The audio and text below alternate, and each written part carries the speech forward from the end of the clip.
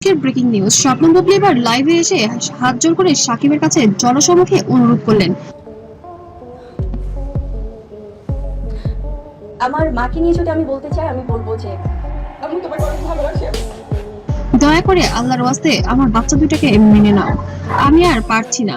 দুইটা বাচ্চা অপেক্ষা করে, তখন আমি মা হিসেবে তাকে কোনো উত্তর দিতে পারি না। আমার বাচ্চা দুইটার মুখের দিকে তাকিয়ে হলেও আমার বাচ্চা দুইটাকে এবার তোমার জন্য নিয়ে নাও।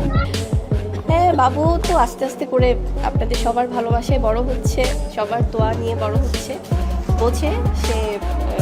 তুমি জয়কে যেমন সময় দাও, কিন্তু আমার দুই সন্তানকে কোনোভাবেই সেই সময়টা দিচ্ছ না। আমি কি আমার বাচ্চাদের কাছ থেকে এতটুকু আশা করিনি যে তুমি একজনের কাছ থেকে দুজন এই বিষয়টা কিন্তু ছড়ানো। আমার বাচ্চা দুটোকে ভালোবাসো, বাবার আদর দাও, তোমার কাছে রাখো। জয়ের জন্য তোমার যত চিন্তা, জয়কে তুমি ঠিকই তো তোমার বাবার বাসায় নিয়ে যাচ্ছ অপুদিকে সাথে আমি বলেছি না আমার লোক বলেছে? তো এটা কে বলেছে ভাই? আমরা শুনেছি। করে। তাহলে আমি কি অন্যায় করেছি? আমার দুই সন্তান কি অন্যায় করেছে? তাদেরকে তুমি কেন পিতৃ স্নেহ দিচ্ছ না? তোমার সাথে আমার কথা হয়েই ছিল যে আমার দুই সন্তানকে তুমি ভালোবাসবে, কাছে থাকবে এবং বাবার মতো করে লালন পালন করে তুলবে। আমি কিন্তু সেই শর্তেও রাজি হয়েছি। আমি আমার ক্যারিয়ারকে পর্যন্ত বিসর্জন দিতে চেয়েছি।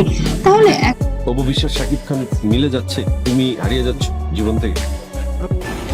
টোটাল বিষয়টাই খুব হঠাৎ করেই হয়েছে। এখন কেন তুমি আমার বাচ্চাদের সাথে এমন করছো?